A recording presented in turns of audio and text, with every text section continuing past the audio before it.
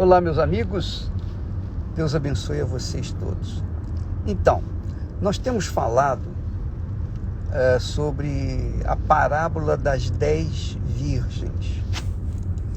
E só para você ter uma noção da grandeza dessa palavra, dessa parábola, só para você ter uma ideia, presta atenção.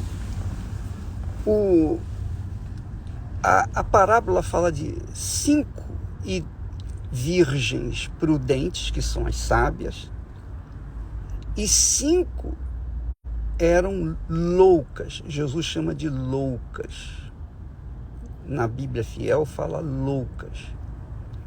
As 5 virgens prudentes fazem parte da igreja do Senhor Jesus, a igreja espiritual do Senhor Jesus. A igreja cuja cabeça é o Senhor Jesus. E o corpo é formado por aqueles que são selados com o Espírito Santo, batizados com o Espírito Santo. Essa igreja espiritual, a igreja do Senhor Jesus, a verdadeira igreja do Senhor Jesus, a qual ele disse, olha, as portas do inferno não prevalecerão contra a minha igreja. Essa é a igreja. Então você vê, quando uma pessoa se destrói, se desfaz da fé, abandona a fé, é porque ela não fazia parte da igreja espiritual. Ela fazia parte da igreja institucional. A igreja institucional é formada por as igrejas evangélicas, as igrejas denominacionais, a igreja A, B, C, D, universal, inclusive. Então, essa é a igreja física, que trabalha para trazer as pessoas para a igreja espiritual. Entenda bem isso. Então, quando nós fazemos, por exemplo, esse movimento para as pessoas receberem o Espírito Santo, é justamente para isso, para trazerem as pessoas, ou tirarem as pessoas da igreja institucional para a igreja espiritual. Porque a igreja espiritual prevalece. A igreja institucional, Jesus já disse, não ficará pedra sobre pedra. Então, esse é um ponto que nós aprendemos na parábola das 10 virgens. Mas o principal ponto da parábola começa quando Jesus diz assim: o reino dos céus é semelhante, será semelhante. Olha só, o reino dos céus. Então ele está falando do objetivo principal que norteia a vida da igreja espiritual.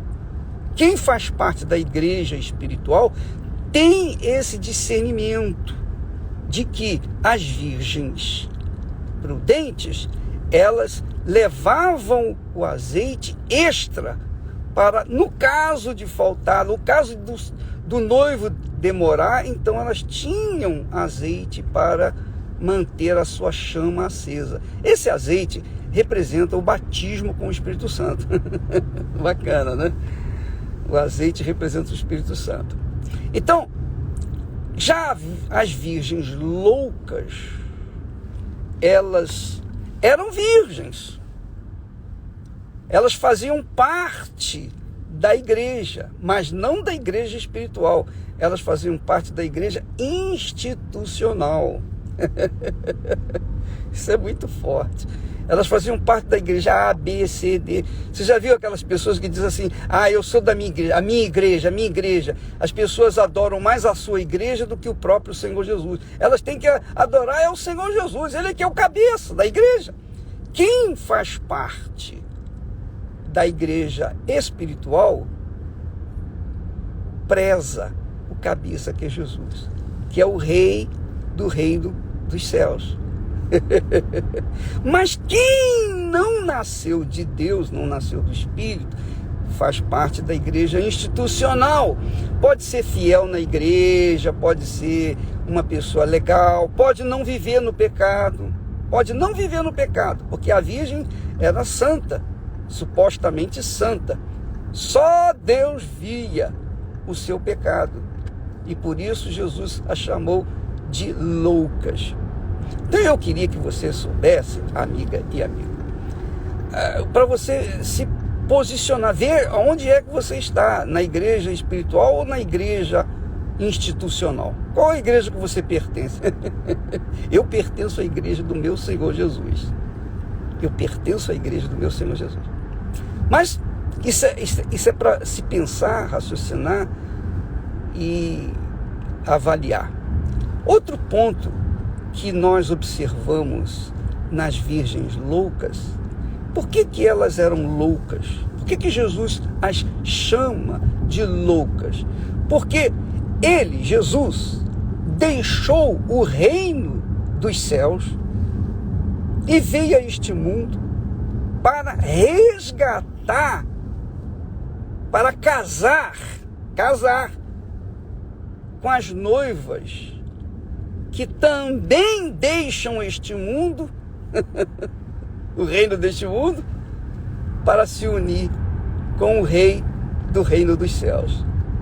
Então, nota-se que as virgens loucas, elas, embora não vivessem no pecado fisicamente, à vista de olhos, elas eram virgens. Mas Jesus conhecia. E qual era o maior pecado delas? Elas queriam o reino dos céus. Elas iam ao encontro do rei do reino dos céus. Só que elas estavam tão ocupadas com as coisas desse mundo, elas eram displicentes. Elas queriam carregar um pouco do reino desse mundo com elas, porque elas não sacrificaram carregar um vaso ou uma botija extra de azeite. E esse foi o grande pecado delas, porque quando o noivo chegou, a porta se fechou e elas ficaram para trás. Você já pensou?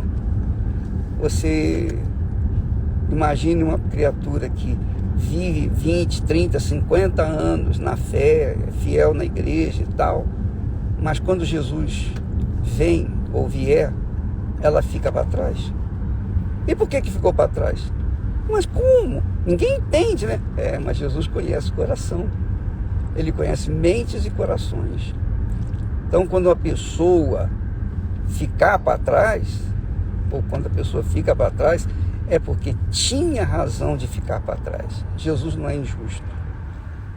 E naquele momento, elas disseram: Senhor, Senhor. Ele disse: abre-nos a porta, Senhor. Ele disse: não vos conheço. Você não casou comigo. Eu larguei o reino do meu pai, o reino dos céus, para vir aqui nesta porcaria de mundo para salvar a sua vida. Mas você não entregou a sua vida para mim. Você entregou a sua vida para a igreja institucional. E aí não tem casamento. Fica para trás. Deus abençoe a todos. E não se esqueça, por favor, eu queria fortalecer essa ideia. Não se esqueça de que neste domingo nós estaremos no mutirão de fé, em oração, clamor pelas pessoas que vivem no vazio, ou que estão vazias, que têm um vazio enorme dentro de si.